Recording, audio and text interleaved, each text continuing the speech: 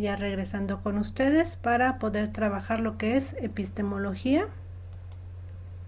Y les comparto la presentación. La anterior sesión, bueno, ya por los tiempos no pudimos desarrollar mucho de él, pero bueno, vamos a trabajar el día de hoy estos puntos. Me parece que sí se ve la presentación, ¿verdad? Sí, doctora. Muchas gracias. Comentarles también que ya todas las tareas ya están evaluadas, quienes tenían inquietudes en que les hacía falta, ya todas completamente fueron, con excepción de las actividades ya de la primera evaluación, pero todas sus demás actividades ya están en la plataforma con calificación. Y bueno, el día de hoy en lo que es epistemología estaremos trabajando algunas formas de representar la realidad, que tiene que ver con desde el mito, la intuición y el arte, la filosofía y el conocimiento científico, y un tanto estaremos trabajando esas implicaciones epistémicas contextualizadas sobre el conocimiento desde los fundamentos antropológicos, políticos, socioculturales y éticos del conocimiento. Para ello, comparto con ustedes este primer ejemplo que tiene que ver con la realidad. Nos dice que la realidad en primera instancia no es una entidad ni fija, sino una construcción cognitiva y social. ¿Por qué cognitiva y social? Porque para entender a la realidad, pues entran nuestros preceptos, nuestras creencias y lo que nosotros conocemos como realidad. Y entonces a partir de ello nosotros la comprendemos, y cuando miramos de manera distinta a otro sujeto que la observe. No es exactamente lo mismo.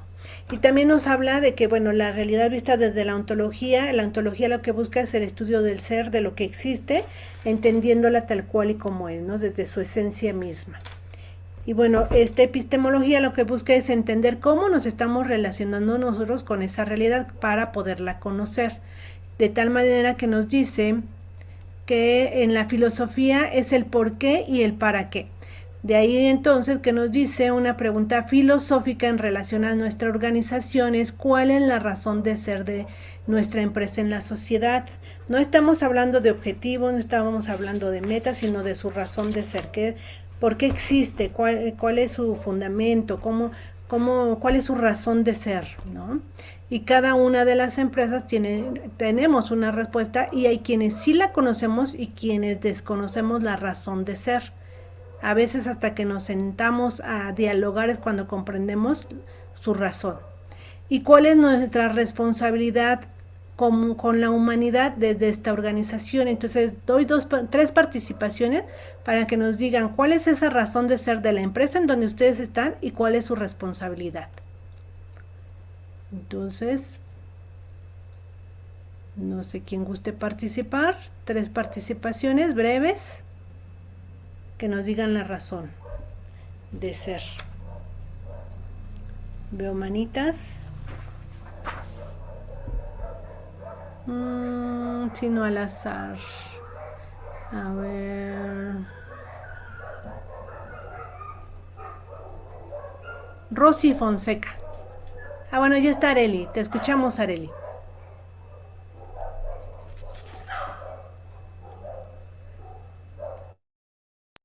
¿Ahí me escucha?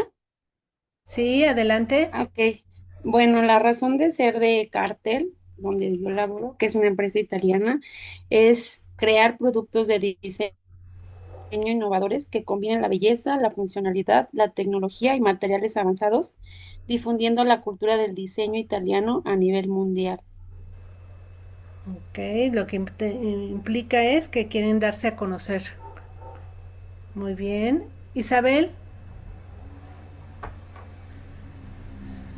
Gracias, doctora. Buenas noches. buenas Eh, noches.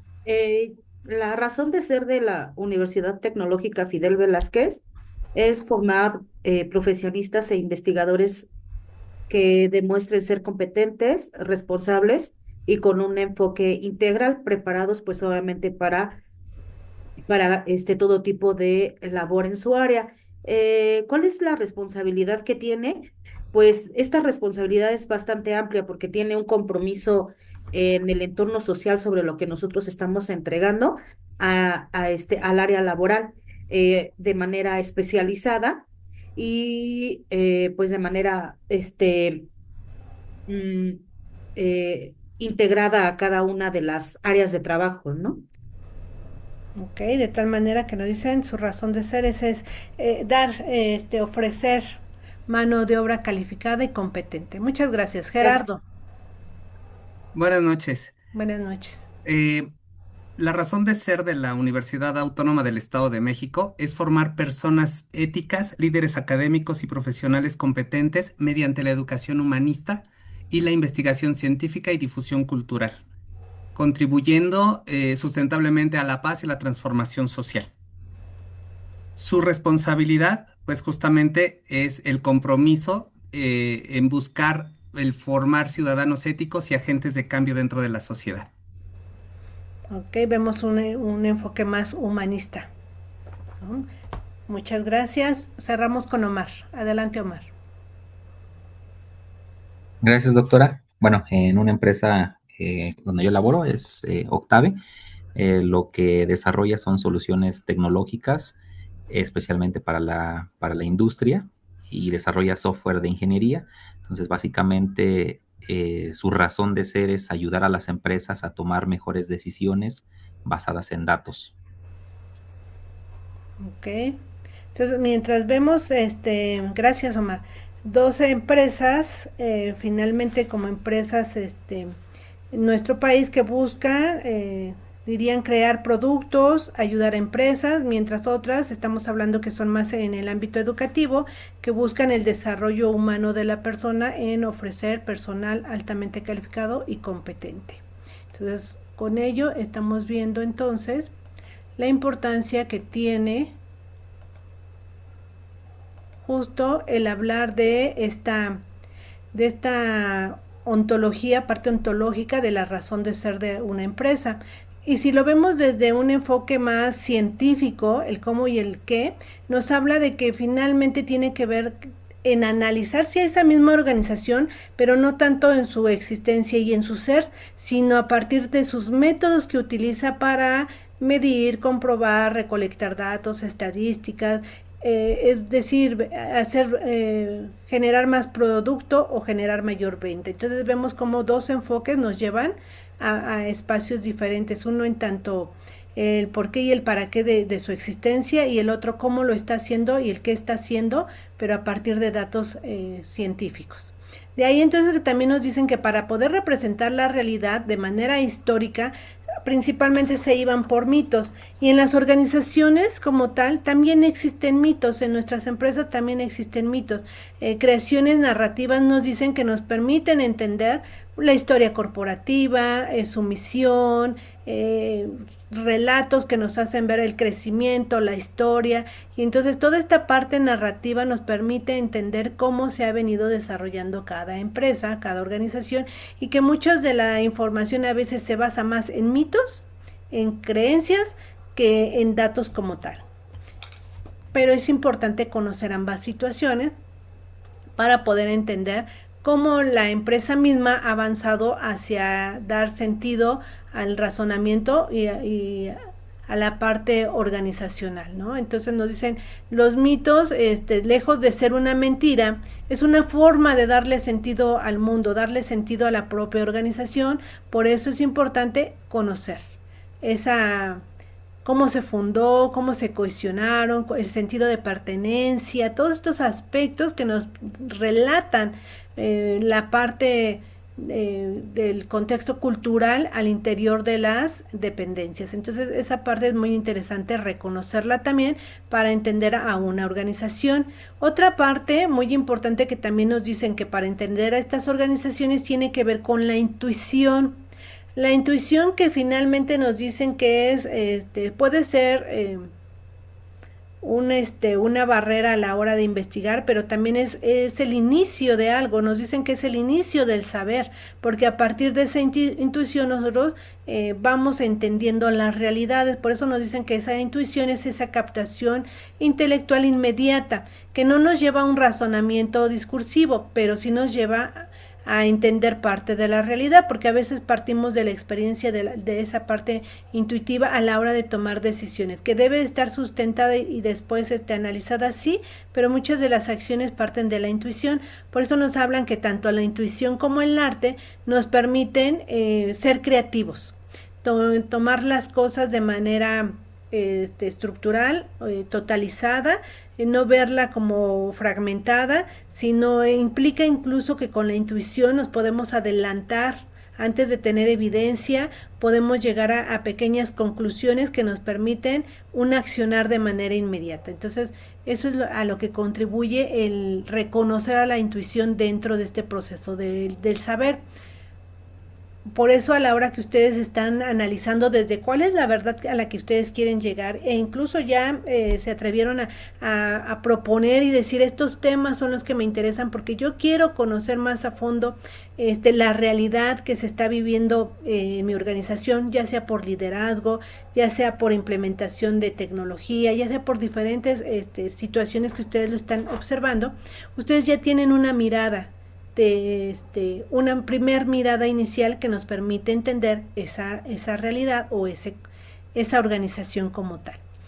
De ahí también que nos dicen que es importante tocar el arte a la hora de tomar decisiones, porque nos dicen que no es una copia tal cual de la realidad, sino que nos permite entenderlo desde un lenguaje cotidiano, desde un lenguaje de entender a ese ente que es esa cosa, ese objeto que queremos entender, o esa situación o fenómeno, para poder desde esta creatividad, desde esta intuición, poder entender la realidad. Nos hablan son formas diferentes de ver a la realidad, pero es una representación sensible, metafórica de la realidad, porque nos permite un cuadro, un arte nos da la representación de todo un contexto de algún acontecimiento o de algún fenómeno. Entonces, esta parte también es muy importante para poder entender las realidades. Y ustedes que están inmersos en diferentes organizaciones, también es importante analizarlas, porque nos dicen, ni nuestras organizaciones son las mismas, ni tienen similitudes, pero no son las mismas.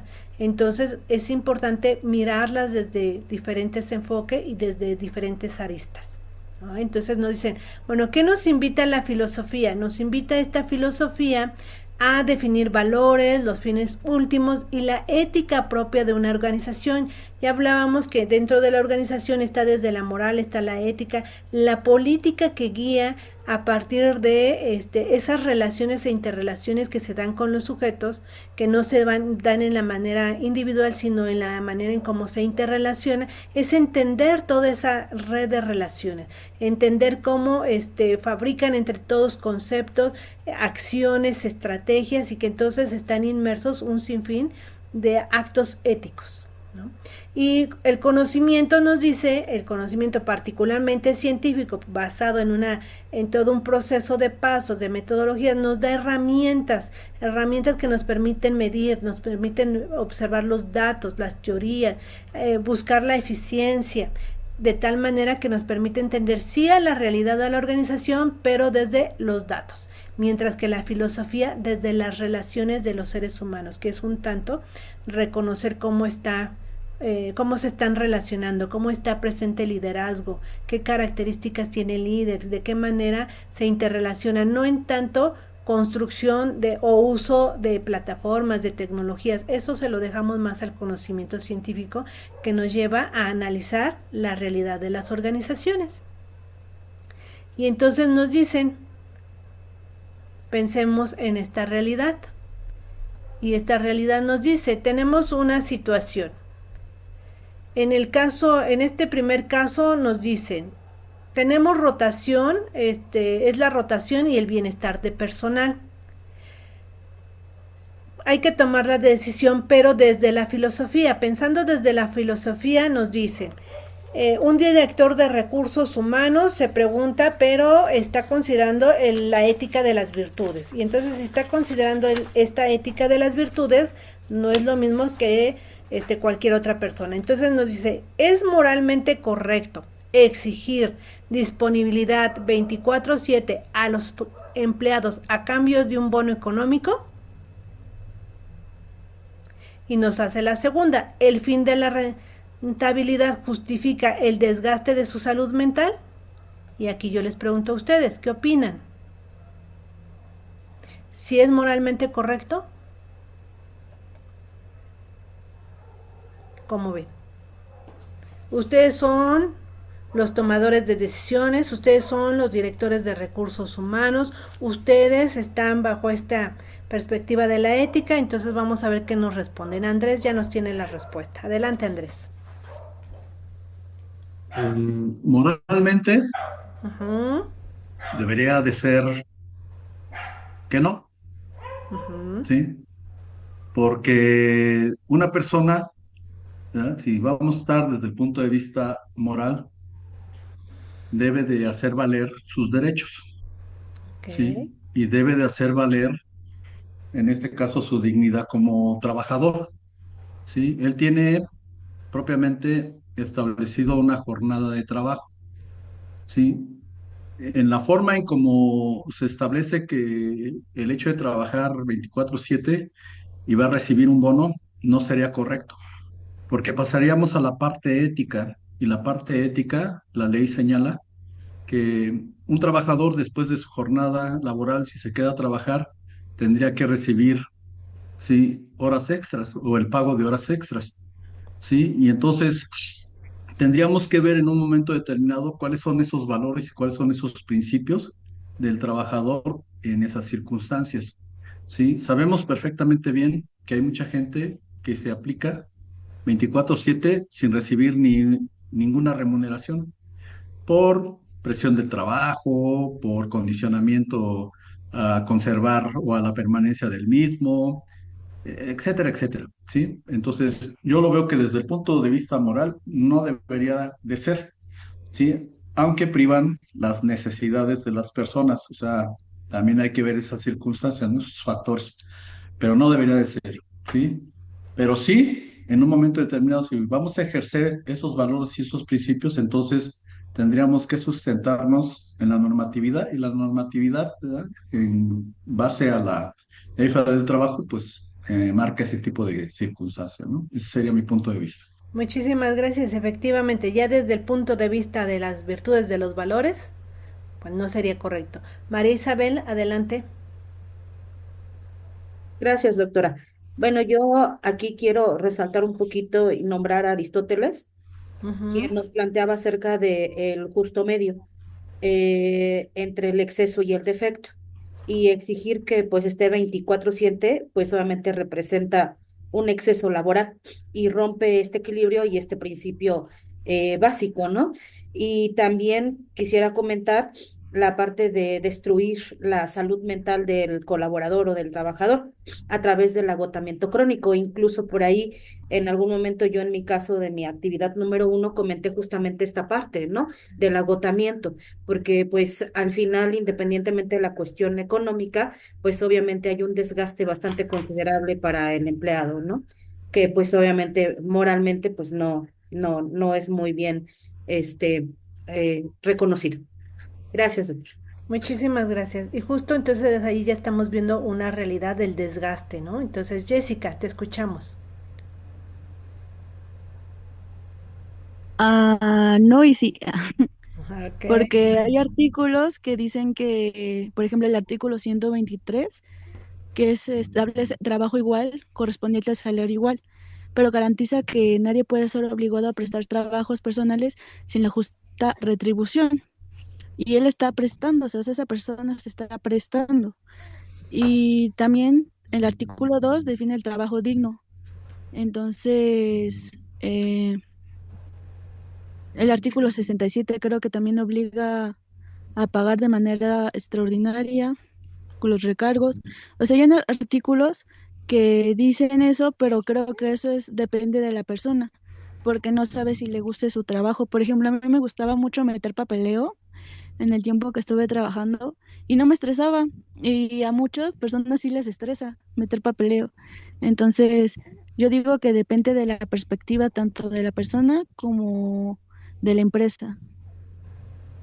Ok, y nos dicen entonces, por ejemplo, en este caso que nos hablan de esta ética de las virtudes, tendríamos que ver desde qué planteamiento es ese tomador de decisiones, porque si él lo ve desde un enfoque, nos dicen, o desde una filosofía muy utilitarista, nos diría que pues sí, el empleado es fundamental, pero es un engranaje reemplazable. Desde Taylor diríamos, desde la parte de la administración, todo empleado puede ser sustituido por otro. Entonces, podríamos tener ese enfoque, ¿no? Y que nos digan, pues, si no quiere, no se preocupe, pero éticamente no estaríamos atendiendo, ¿no? Desde la parte ética y moral, sino estaríamos viéndolo como una filosofía que es utilitarista, o inclusive vemos los dos enfoques que ustedes nos acaban de compartir, una filosofía más humanista, donde nos habla de el cuidar a la persona, del bienestar, de la dignidad, de sus derechos, y un sinfín de situaciones donde nos dicen es un ser humano que requiere periodos de descanso. Muchas gracias. Rodrigo, adelante. Sí, muchas gracias. Si bien es cierto, como lo mencionábamos anteriormente, el desconocimiento de la ley no te exime de responsabilidades, pero aquí es un ejemplo clásico de que la explotación a las personas no únicamente ocasiona el que, pues sí, a lo mejor vamos a tener mayor producción. Yo como empresario o como director, pues obligo a las personas a que trabajen, pero no me van a dar el mismo rendimiento después de una semana o después de 15 días, porque no van a tener descanso y la ley no lo permite. Aparte, finalmente también existen los derechos humanos, los derechos de los trabajadores, los sindicatos que prevén ese tipo de circunstancias, como bien lo comentan mis compañeros, y que de alguna manera, pues sí, es retribuible con horas extras, dobles, triples, y que de alguna manera los que trabajamos en algunos sectores, a mí me ha tocado trabajar en el sector privado y en el sector gubernamental, que actualmente estoy, y en el periodo anterior, antes de los cambios, pues teníamos que quedarnos hasta las 10, 11 o 12 de la noche, y finalmente no era porque quisieras, si no te decían, o sea, si querías quedarte, sino era la responsabilidad tuya para el cumplimiento de ciertas auditorías o ciertas normatividades o puntos que tenían un término.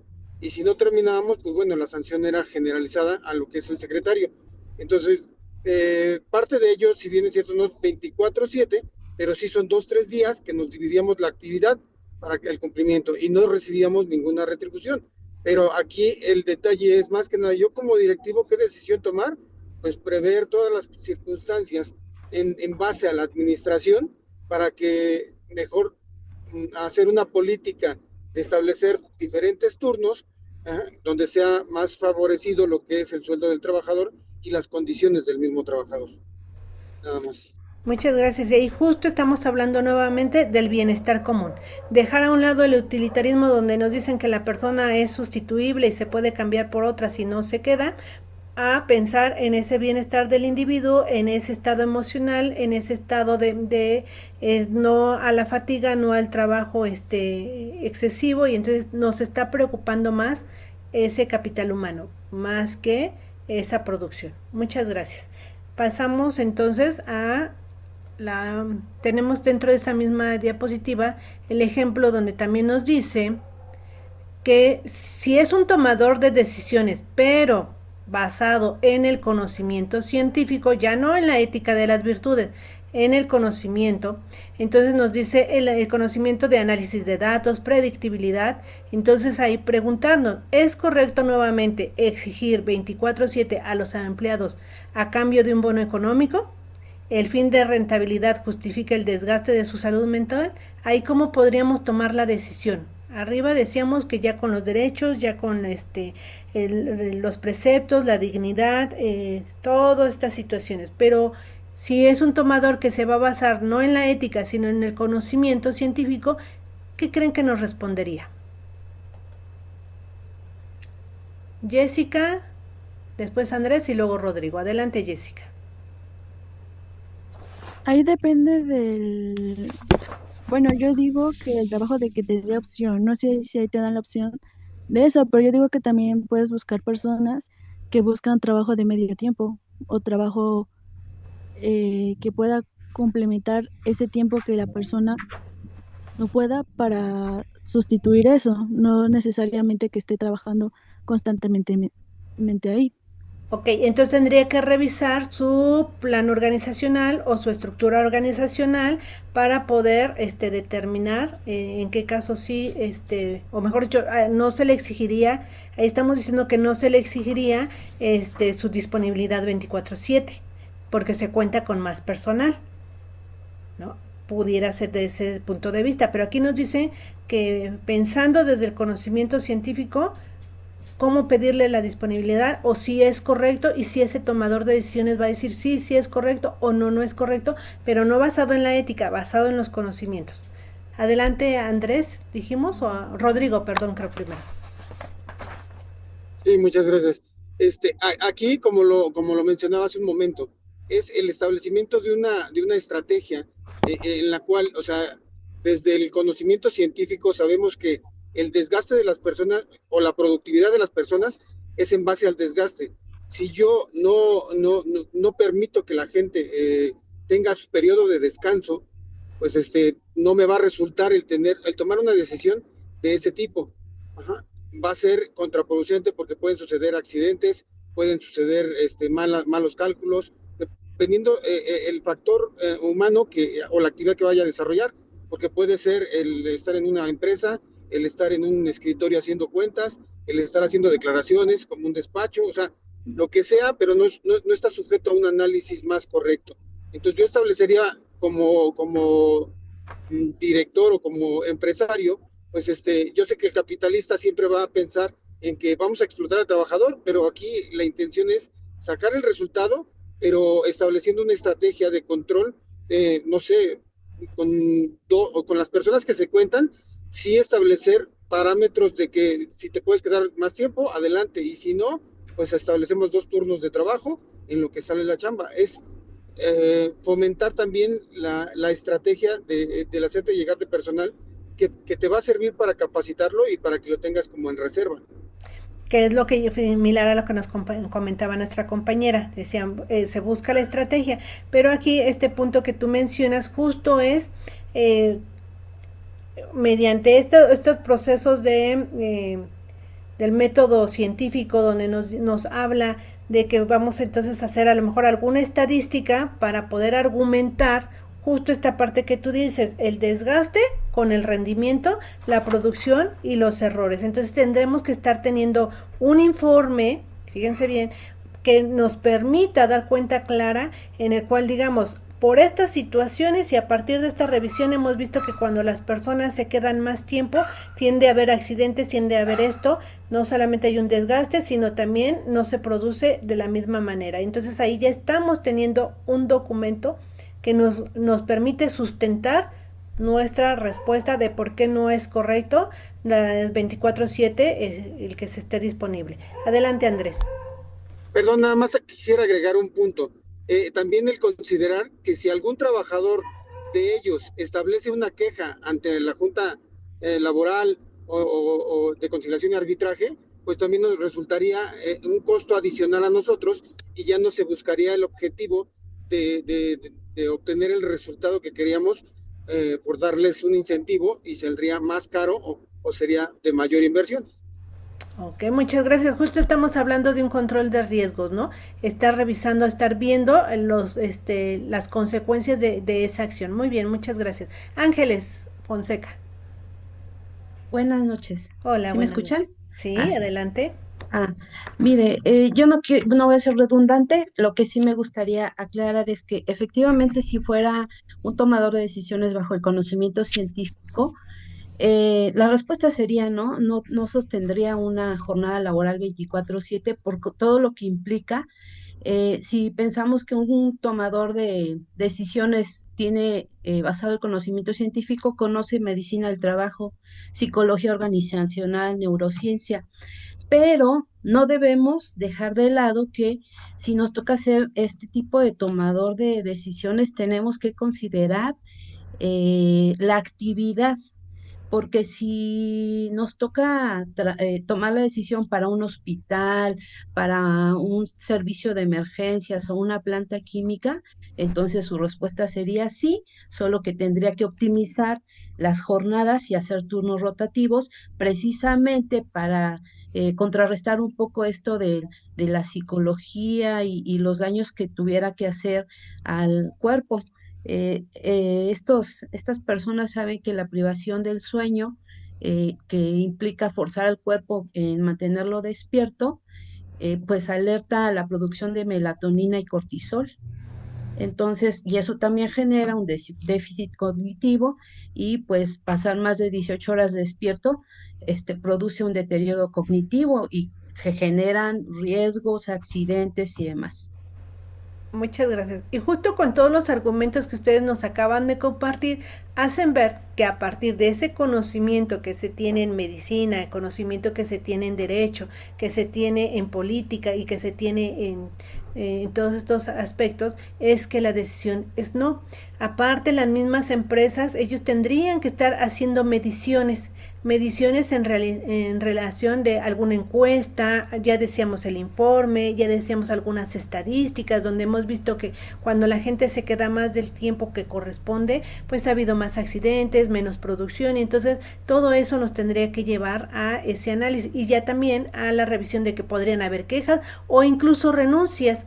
Pero si la persona me renuncia también, me implicaría un costo más amplio, porque ahora tendría que reclutar nueva gente y en lo que lo vuelvo a capacitar, le vuelve a conocer o empieza a conocer la empresa, nos tardaríamos más. Entonces vemos cómo tuvimos dos respuestas diferentes a partir de dos posturas, una desde la epistemología, desde la filosofía, y la otra en relación al conocimiento científico. Mientras en una nos íbamos simplemente al bienestar, a la salud mental, a esta parte de la ética, a lo que es bueno y lo que es correcto, en la otra decíamos con conocimiento de causa, con conocimiento del desgaste, con conocimiento del desgaste de la salud mental. Eso nos implica que no es correcto. Entonces vemos dos posturas, que es donde entendemos tanto a la filosofía como al conocimiento. Entonces estamos entendiendo desde dos miradas diferentes una misma realidad.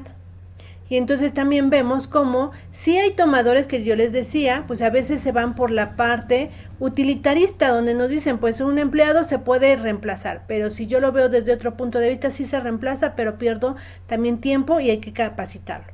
Si lo veo desde la parte humana, estamos viendo por el bienestar común, por la dignidad y el bienestar. Y entonces ya también les decía, esta medición, este agotamiento que se puede medir por el rendimiento. Entonces, desde la filosofía nos dice que hay que decidir el siempre cuidar al trabajador.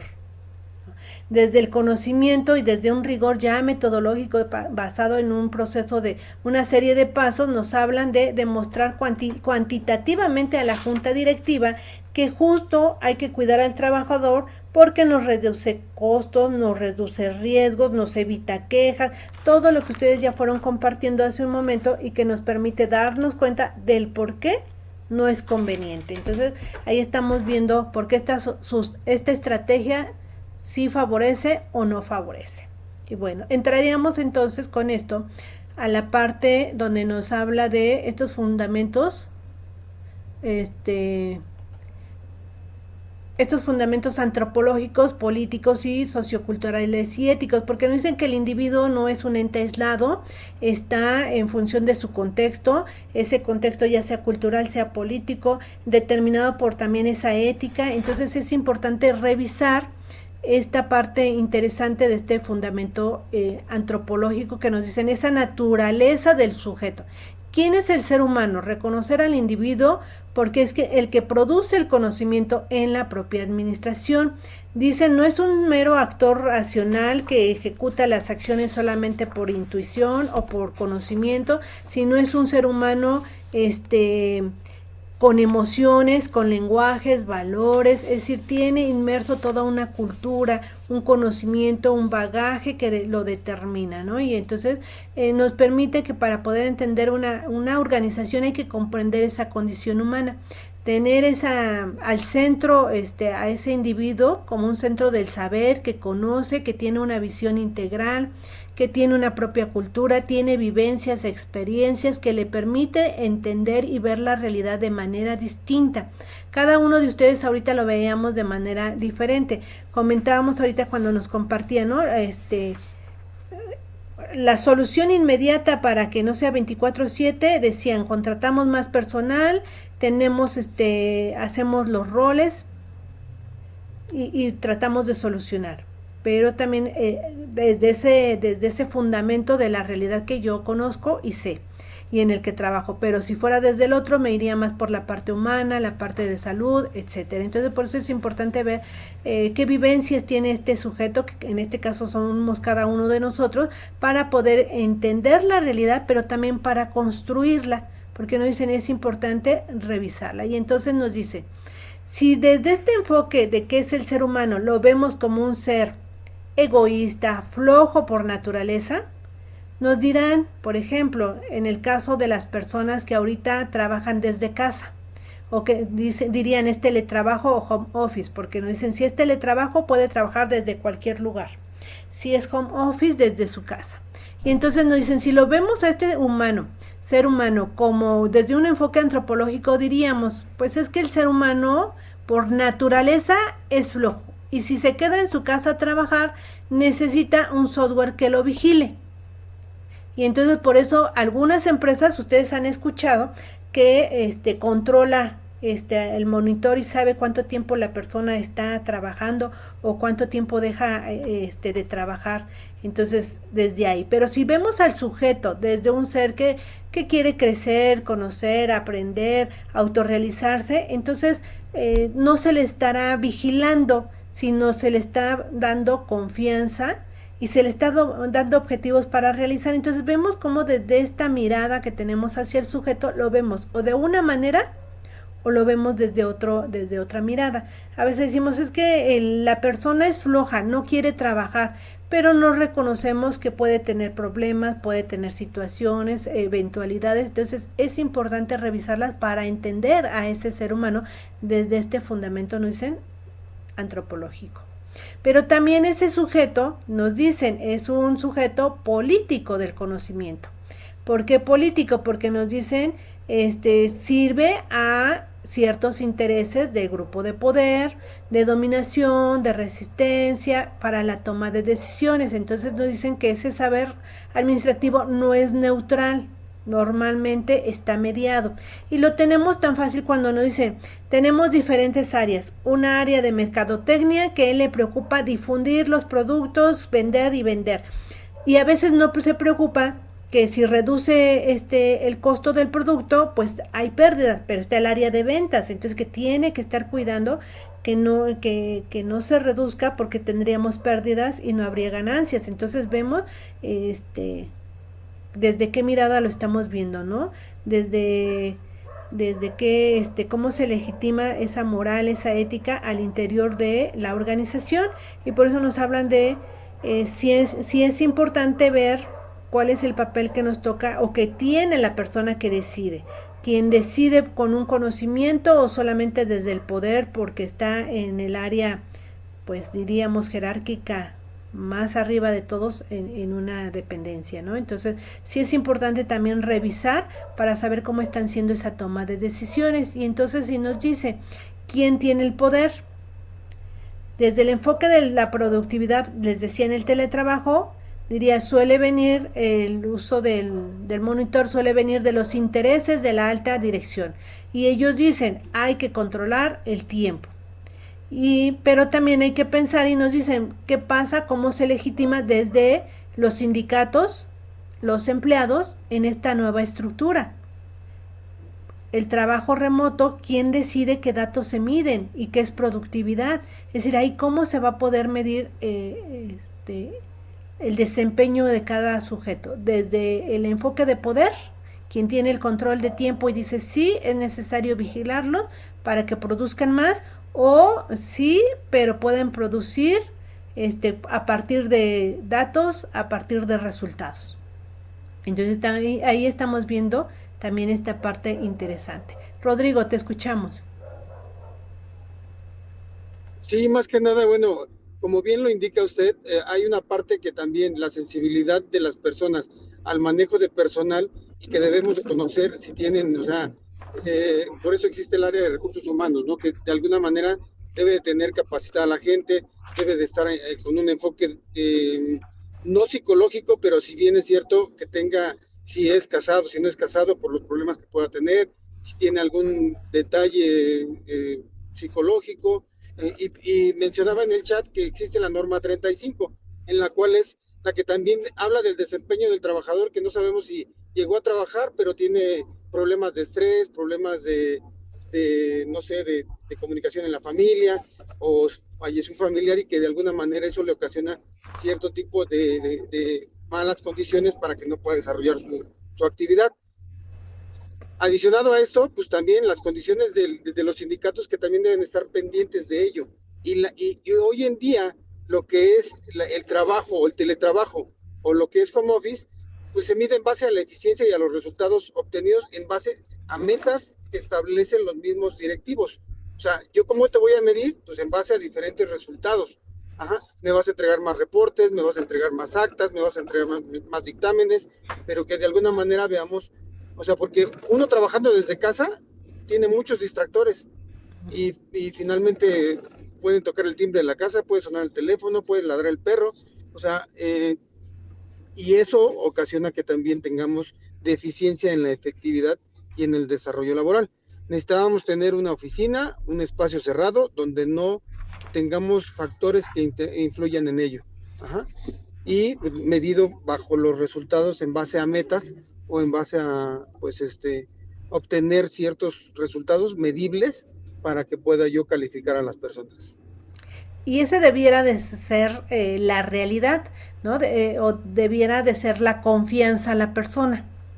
Desafortunadamente, la realidad nos hace ver que quien está en esa alta dirección es quien también se queda a lo mejor con ese enfoque más utilitarista, más de producción, más de ganancia, y que la realidad nos hace ver que tenemos muchas personas trabajando desde casa, trabajando en ese teletrabajo, y que sí están siendo monitoreados, que sí están siendo vigilados, ¿sí? Y que sí están siendo supervisados. Entonces vemos cómo desde diferentes enfoques estamos viendo al sujeto inmerso en una organización con características diferentes. Y por eso también nos hablan de la importancia de también reconocer esa parte sociocultural, porque efectivamente en las organizaciones son pequeñas, nos dicen sociedades, donde tienen escenarios multiculturales. Al tener distintas personas, cada uno tiene costumbres y creencias, ideales diferentes, a veces se busca empatar con la propia organización, pero sí hay que entender a todo ese tejido, a toda esa red de relaciones que se da al interior de una organización, porque nos dicen que tenemos que ver cómo comparten significados, cómo los simbolizan, cómo también los adoptan y cómo también se integran a partir de esa integración al interior. Nos dicen muchas veces, no traes puesta la camiseta de la institución o de la dependencia. Por eso es importante conocer cómo está haciendo esta cultura y esta implicación dentro de la organización. Y por eso nos dicen que no se aplica igual, porque cada lugar es diferente, depende incluso desde el mismo país. Nos dicen, por ejemplo, en México estamos muy acostumbrados a estar a la presencia, al contacto físico. Sí es importante, pero la nueva realidad nos dice, por ejemplo, que lo que ya decían ustedes ahorita, no hay espacios adecuados de trabajo en los hogares. La brecha digital también es enorme, no todos tienen las mismas habilidades para el manejo de una computadora. Entonces todo esto también hay que tenerlo en cuenta a la hora de entender toda esta parte contextual y entender el conocimiento. Y entonces de ahí en fuera que también nos hablan de esa parte ética, la responsabilidad del saber, la responsabilidad de transitar en solamente entenderla como un cumplimiento o una asimilación de valores, o esa responsabilidad social que sí tenemos, esa ética que nos invita justo a ir más allá de los algoritmos, ir más allá de la inteligencia, ir más allá de estar monitoreando, sino realmente creer en la salud mental de los sujetos, creer en su privacidad, creer en su compromiso, creer en su responsabilidad. Entonces esa parte es interesante. Andrés, te escuchamos.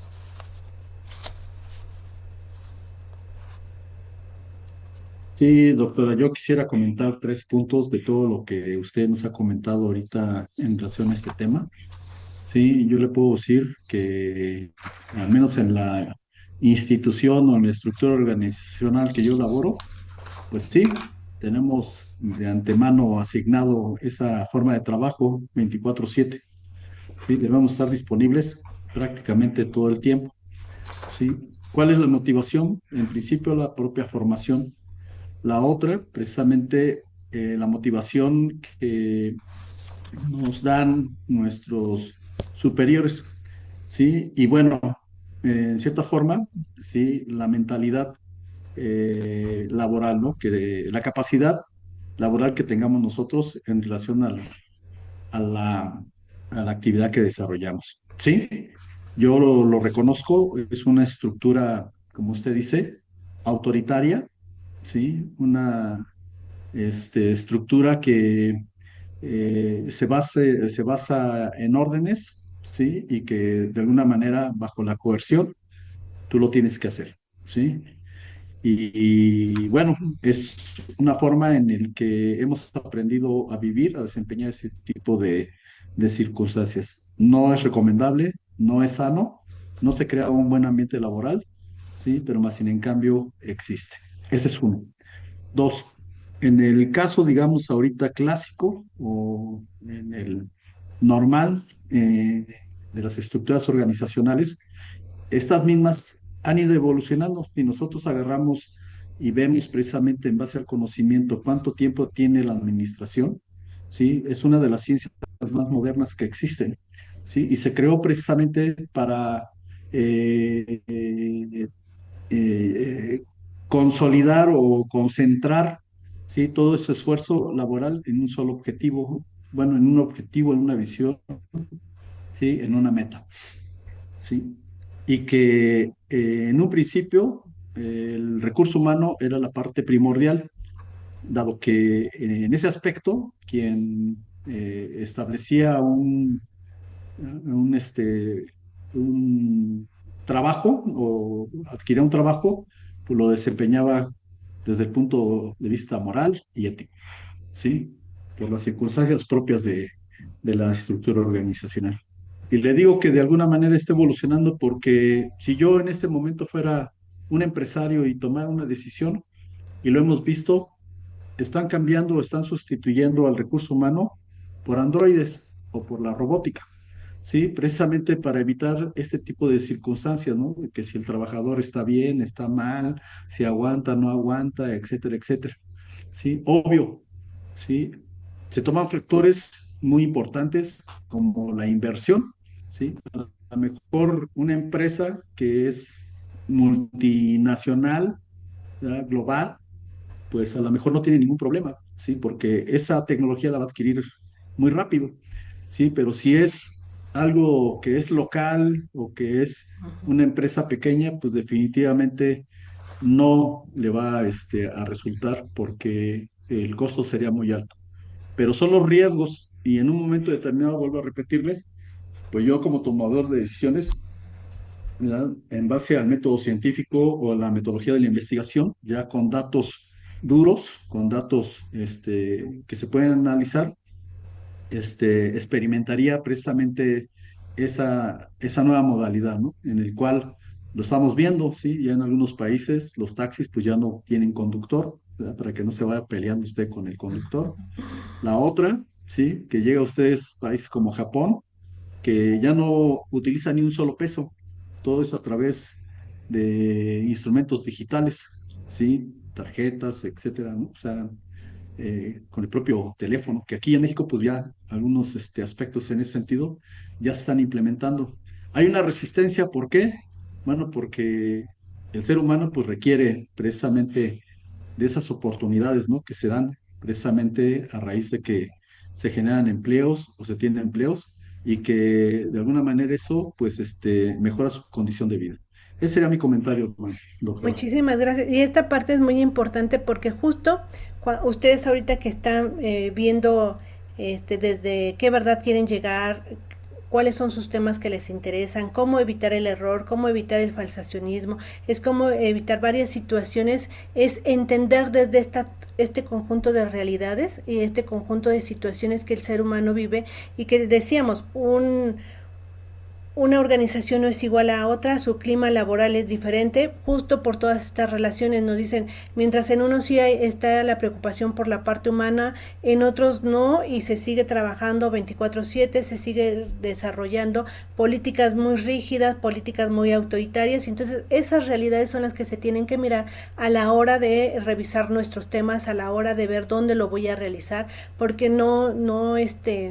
las cosas no acontecen de la misma manera en cualquier lugar, ni se presentan de la misma manera. Entonces sí vamos a tener datos duros que nos den resultados que nos permitan medir, pero también entender toda esa otra realidad para entender. Por eso es importante que ustedes a partir de estas reflexiones vayan analizando si solamente se van a quedar con una investigación muy cuantitativa de poder decir tengo datos, tengo resultados y propongo doy esta propuesta que es un nuevo sistema informático, o hago todo el proceso de una investigación tanto cualitativa y cuantitativa, sí, para ver, sí, a partir de los datos, pero también preocuparnos por esa parte humana, por esa parte del individuo que está inserto en cada una de las organizaciones y de lo que también hay que entender su realidad. Entonces, me quedo hasta aquí por los tiempos, dejo pendiente, Isabel, tu participación, y les agradezco muchísimo y pasaríamos a la siguiente asignatura. Nada más nuevamente, denme 3 minutitos para que ustedes también tomen agua, se levanten y respiren profundamente y continuamos. Gracias.